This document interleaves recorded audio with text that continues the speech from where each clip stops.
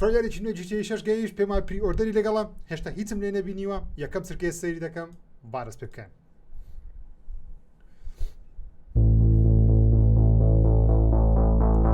میوزیکی زۆر بە GTA 5 بەسێت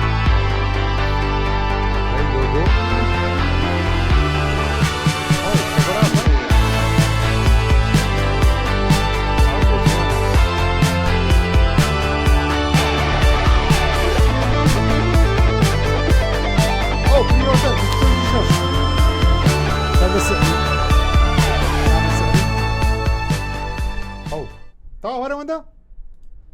خۆستەیشی نووسرایا نووسرایا کەڤەر ئارت ریڤیل ئۆکێ ئەم نەمبینی یەکسەر ترەیلەرەکەم داگرت تێدەگەیم زانین لەو دیمەنانە ئۆکەی ستایلی پێشووە ئەو وێنەیەمان نوێ ئەو وێنەیەمان پێشتر نەبوو ئەوش کارکتەرە ڕاپەرەکەی پێماوی ئەو کچە ناناسین یەکەم جارە دیمەنی یەکسێ دەبینی نەخوارێ تیمساعەکەمان هەیە کە لە سکرینشۆتەکان هەبوو ئەوە تقریبان منتیقەکەی ڤایستیە بەناوبانگە یەکوانە ئەوە یەک من مەرحەلەکان ڕاولە لە خوارێ ئەوەش دەبی یەک بن لە گانگەکان زۆر بە ستایلی کەڤەر ئارتی یاریەکانی پێش و GTA دەچی بێگومان بەڵام کەڤەر ئارتەکە زۆر جوانە واتە ئەو کەڤەر ئارتە دەبی کە کاتێک کە تۆ یاریەکە بەدیسێک بکڕی ئەم کەڤەری لەسەر دەبی شش جوانە معلوماتێکەشیان پێگوتین دەڵێ 25/6 ینی ئەوڕۆ چەند شەمەیە ئەوڕۆ 18 مانگە کە من ئەو ڤیدیۆ دەکەم با پێتان نیشاندا 25/6 ترەیلەری نوێ دەکاتە دەبەرەوەی پری ئۆردەرەکەش دێ واتە ترەیلەری نوێش دێ 25/6 یعنی ڕێک دەکاتە پێنجشەممەی داهات و هەفتەی داهات و ڕێک ترەیلەری نوێ ئەکید بنەوەی واروەها پری ئۆردەر و کڕینی پێشوەختەژەست پێ دەکات هیچ کەیان نووسیە بزانین لە خوارێ Pre-order Grand Theft Auto 6 will officially begin on June 25 and digital storefront selected retailers. دەڵێ بەشەیەکی دیجیتاڵی یەکسەر دەتوانی بیکەی ئەی با بەڕۆ تازدانرێ ئەو هەمە لایک و ڤیوە 3000 ڤیو هەیە بەڵام 99 باز لایک چیە گلیچ کردە ئۆکێ بتێ ناو سایت ڕۆکستاری بزانین سایت ڕۆکستاری چی دانایە پێ دەچێت ئەویشیان نوێ کردبییت ئاڕێن منە لۆدینگ سکرینەکەی پێشووانە بوو ئەویش نوێکرایتەوە زۆر جوانە Pre-order on June 25 واو سریەوە نەمایشنەکەن درمان بۆ شتانەش خۆش دەبی دیمەنێکی ئێوە بەرەو ئێوارەی ڤایستی جوانە زۆر ڕاقیە واو ڤایستی USA شاری ڤایستی لە USA دەڵێ when an easy score lands Jason and Lucia in conspiracy stretching across the entire state of Leonida the young criminal couple find themselves on the dark side of the Sunset Place in America, forced to rely on each other more than ever if they wanted to make it out alive. Okay, ئەو پێشترێش هەمان بوو ئەوە ترەیلەری دووەمە پێشتر بینیمانە چی دیکەمان هەیە شتی نوێمان هەیە هیچ میدیا و ئەوان هەمیان نوێ کردەوە تقریبا ستایلەکەی بەڵام wish list Xbox و PlayStation 5 بزانم ستۆرفرۆنتەکەیان نوێ کردەوە هیچ هەریش ناکەم ئۆکێ لۆ زۆر لەسەرە تێدەگەم لۆچیش ناکە مشکلەمان نیە چینە بەشیم ئێرەش گۆڕدرێ ڕێیان ئێرەش گۆڕدرەیە تکای شتی نوێیان دانابی پلیز دەنگۆ زۆر بوو دوێنێکە گوتیان شتی نوێ دادنێن when the sun fades and neon glows everyone has something to gain and much more ناو ئەو پێشترە ئەو باسی جیسنی دەکات جیسن چیەیە ئەو پێشترش هەمان بوو ئەوانە نوێنینە ئەو جارە باسی ئەوکەوە نوێنیە ئەو پیجە نوێنیە تەنیا ئەنیمەیشن شتەکانیان تۆزێک جوانتر کردیە ئەگەر نا ئەو کارکتەرەکانە people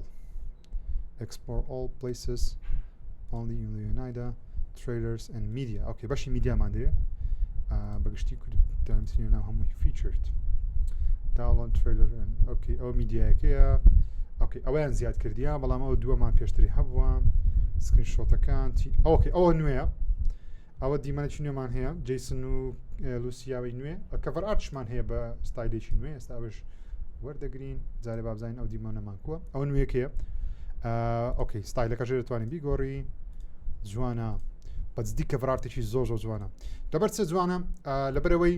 لێرە پێم وابی دەنگۆیەکان وانە و پێشم وایەوە وەکو ڕێدەڕە دەمشنی دەبی پەیوەندی نێوان جیسن و لوسیا وەکو بارێک دەبی لە خوارەوە تا چەند مەسەڵەن بژاردانەی تۆ هەڵی لە بژێری پەیوەندیان باشتر بی بێکەوە دەبن لە کۆتایی خراپتر بی لەوانەیە کۆتایشی ناخۆشت داتیان خراپە داتی هاو شێوەی چۆن ڕۆی دەردەمشن دوومان هەیە ئەوەش کە ڤەرارتەکەیە زۆر زۆر جوانە و بە شێوەیەکی فەرمیە پێکمان دێکەمە واڵی بەریسە شاشی کۆمپیوتەرم مۆبایلم هەمووشتم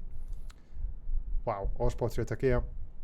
لە بۆ تابلێتیش دەتوان نمووی لە وێبسایت ڕۆکستاری ئەوان داڵ بکەن ئەو کەشتی باشمان هەیە ئەو فیچرت ئۆکەی ئارت وەرک تەنیا ئەوە نوێیە ئەوانی دیکەمان هەر کۆنەکانە ئەوکەی پێمان یە سکرین شۆتی نوێ هاتمی ئەوانەی هەروچی خۆی هەفتەدانەکەیە بەڵێ ڤیدیۆز لەوانەیە قڵ زیادکراوی تەنیا ئۆفیشڵ ئارت کەڤەر ئەوکەی ئاوڕێنم تقریبەن ئەوە زەوەی معلوماتەکانە میهمەکە چییە وەبسایت خۆیان ئەپدەیت کردەوە شتی نوێیان زیاد کردیە شتە نوێیەکەش چەند چییە بەس هیچ دەنگ و باسێک نەبوو لەسەرەوەی کە سەری چەند دەبێت چکە بەڕاستی هەموو قسەکانە سەوەینە کە سەر بێ بزانینێکوانە لە تویتەری هیچمان بەرز دەکەوی ڕۆکستار کلینا پیج ڕۆکستاری pre-order officially 25 اوكي يكسر فاروق يكسر تاجي كردي ميك دقه باش تبينين برادر زورو سباس سألمانيا بداخل اوكي بتسينا ويب سايتي بلاي ستيشن بلوج يسمان هاني معنا تانيا بلاي ستيشن كينوا